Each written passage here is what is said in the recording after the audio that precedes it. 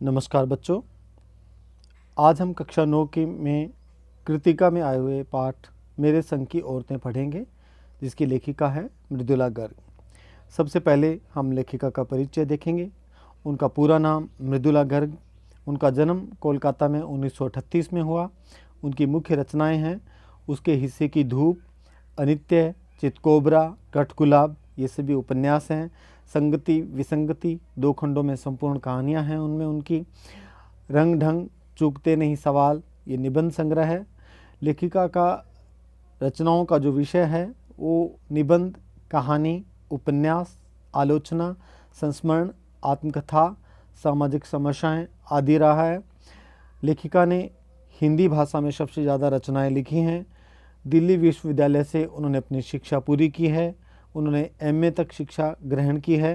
वे भारतीय नागरिकता रखती हैं। मृदुला गर्ग ने कथ्य और शिल्प दोनों स्तरों पर गद्य लेखन की प्रचलित परिपाटी को तोड़ा है।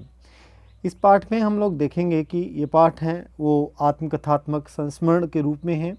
लेखिका मृदुला गर्ग हैं। इसमें वो लिखती हैं कि अपने परिवार की औरतों के व्यक्तित्व और स्वभाव पर प्रकाश डाला है। लेखिका ने अपनी नानी के बारे में बहुत कुछ सुन रखा था। लेखिका की नानी अनपढ़, परंपरावादी, पर्दा प्रथा वाली महिला थी।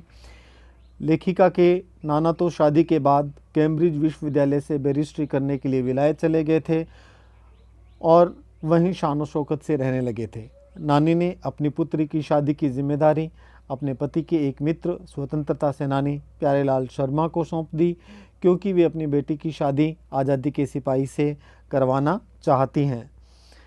अतः लेखिका की माँ की शादी एक स्वतंत्रता सेनानी से हुई। वे अब खादी की साड़ी पहना करती थी, जो उनके लिए असहनीय थी, क्योंकि लेखिका की माँ है वो दुबली पतली थी। वे घर परिवार और बच्चों के खान पान आदि में ध्यान नहीं देती थी, लेकिन उनमें 2 गुण मुख्य थे। पहला, उन्हें पुस्तकें पढ़ने और संगीत सुनने का शौक था। दूसरा, कभी झूठ न बोलना। लेखिका की माँ की एक और ख़ास बात थी कि वे एक दूसरे की गोपनीय बात को किसी से भी साझा नहीं करती थी। इसके कारण घर वालों से उनको आदर मिलता था और बाहर वालों से दोस्ती। उन्हें लीक से हटकर चलने का शौक़ था। उन्होंने मंदिर में जाकर इस बात की विनती की कि उनके पतोह को पहला बच्चा लड़की ही हो। उनकी यह बात सुनकर लोग हक्के बक्के से रह गए थे, क्योंकि उस ज़माने में सिर्फ लड़कों बेटे होने की प्रार्थना ही की जाती थी। ईश्वर ने उनकी प्रार्थना को सुनकर उनके घर में 1 नहीं 2 नहीं पूरी 5 कन्याएं भेज दी थी। एक बार उनके घर में रतजोगा था। शोर मचने की वजह से वह घर के दूसरे कमरे में सोई हुई थी। तभी एक नामी चोर ने उनके घर में सेंध लगाई और उसी कमरे में घुस आया जिसमें दादी सोई हुई थी। परदादी की नींद खुल गई। उन्होंने चोर से 1 लोटा पानी मांगा। बूढ़ी दादी के हट के आगे चोर को झुकना पड़ा और वह कुएं से पानी ले आया। इस बीच उन दोनों में बहस भी हुई। चोर ने झिझकते हुए कहा कि मैं तो चोर हूँ, क्या आप मेरे हाथ से पानी पिएंगी? तो दादी ने कहा, क्यों नहीं, पहले तुम पानी पिलाओ, बाद में देखेंगे। तो जब लेखिका की परदादी ने पानी मंगाया तो चोर पानी लेकर आया जैसे तैसे कुएं से। तो परदादी ने आधा लोटा पानी खुद पिया और आधा लोटा पानी चोर को पिला दिया और कहा कि अब हम माँ बेटे हो गए हैं, अब तुम चाहो तो चोरी करो या खेती करो। उनकी बात का इतना प्रभाव पड़ा कि उनकी बात मानकर चोर चोरी छोड़कर खेती करने लगा। लेखिका की बहनों में कभी भी यह हीन भावना नहीं आई थी कि वे एक लड़की हैं। पहली लड़की जिसके लिए परदादी ने मन्नत मांगी थी वह लेखिका नहीं थी, वह लेखिका की बड़ी बहन मंजुल भगत थी। दूसरे नंबर की लड़की खुद लेखिका मृदुला गर्ग थी और उससे छोटी बहन का नाम चित्रा था। उसके बाद भी 2 और बेटियां हुईं, रेणु और अचला, और इन 5 बहनों के बाद एक भाई राजीव था। लेखिका का भाई राजीव हिंदी में और अचला अंग्रेजी में लिखने लगी। इन सब से रेणु विचित्र स्वभाव की थी। वह स्कूल से वापसी के समय गाड़ी में बैठने से इनकार कर देती थी और पैदल चलकर ही पसीने से तर होकर घर आती थी, क्योंकि उसके विचार सामंतवादी व्यवस्था के खिलाफ थे। वह तो बीए पास करना भी उचित नहीं मानती थी, लेकिन अपने पिता के कहने पर उसने जैसे तैसे बीए कर लिया, उनकी बात रखने के लिए। लेखिका की तीसरी बहन चित्रा को पढ़ने में कम तथा पढ़ाने में अधिक रुचि थी। इस कारण उसके अपने शिष्यों से भी कम अंक आते थे। उसने अपनी शादी के लिए एक नज़र में लड़का पसंद करके ऐलान किया कि वह शादी करेगी, तो उसी से और उसी के साथ उसकी शादी हुई भी। सबसे छोटी बहन अचला पत्रकारिता और अर्थशास्त्र की छात्रा थी। उसने पिता की पसंद से शादी कर ली थी। उससे भी लिखने का शौक़ था। सभी ने शादी का निर्वाह भली भांति किया था। हालांकि वे सभी आज़ाद ख्याल की थी, लेकिन ये उल्लेखनीय है कि उन्होंने विवाह के बंधन को भली भांति से निभाया। शादी के बाद लेखिका बिहार के एक कस्बे डालमिया नगर में रही और वहाँ पर काम करने के कुछ दिनों बाद मैसूर राज्य के बागलकोट कस्बे में रही। वहाँ उन्होंने औरतों के साथ कई नाटक भी किए, क्योंकि वह नाटक में अभिनय करने की शौकीन थी।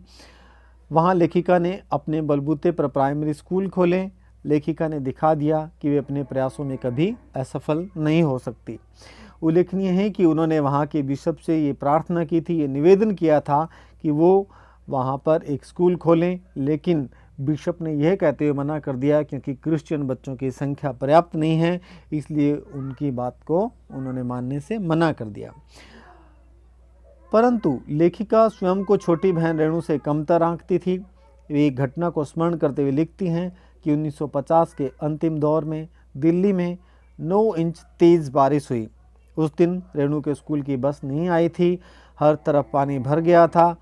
सबने कहा स्कूल बंद होगा, अतः वह स्कूल न जाए, किंतु वह नहीं मानी और जिद करके अपनी धुन की पक्की व 2 मील पैदल चलकर स्कूल गई और स्कूल बंद होने पर 2 मील पैदल चलकर वापस लौट कर आ गई। लेखिका मानती है कि अपनी धुन में मंजिल की ओर चलते जाने का और अकेलेपन का कुछ और ही मज़ा होता है। यानी कि भीड़ में लोगों के साथ लोगों की विचारधारा का मान सम्मान करते हुए चलने में उनको कोई अपना बहुत महत्व नज़र नहीं आता था, इसलिए वो अकेले चलने का साहस दिखाती थी और उनको लगता था कि अकेले चलने में कुछ मज़ा ही कुछ और है। इस पाठ में बहुत सारे कठिन शब्द आए हैं, उनमें से कुछ एक देख लेते हैं। मर्म, मर्म का मतलब है तात्पर्य या कोई रहस्य।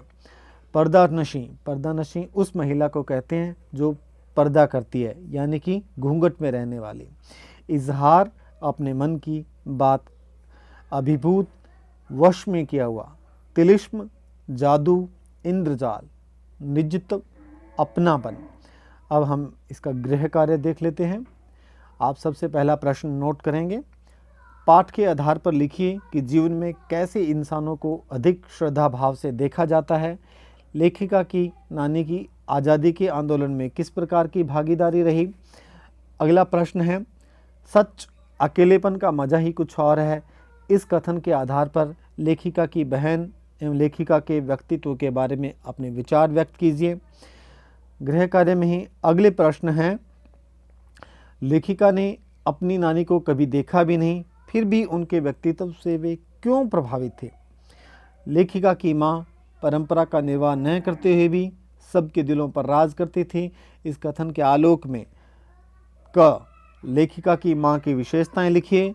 ख, लेखिका की दादी के घर के माहौल का शब्द चित्र अंकित कीजिए। तीसरा प्रश्न है, आप अपनी कल्पना से लिखिए कि परदादी ने पतोहू के लिए पहले बच्चे के रूप में लड़की पैदा होने की मन्नत क्यों मांगी। चौथा प्रश्न है, इसमें अंतिम प्रश्न है, शिक्षा बच्चों का जन्मसिद्ध अधिकार है। इस दिशा में लेखिका के प्रयासों का उल्लेख कीजिए।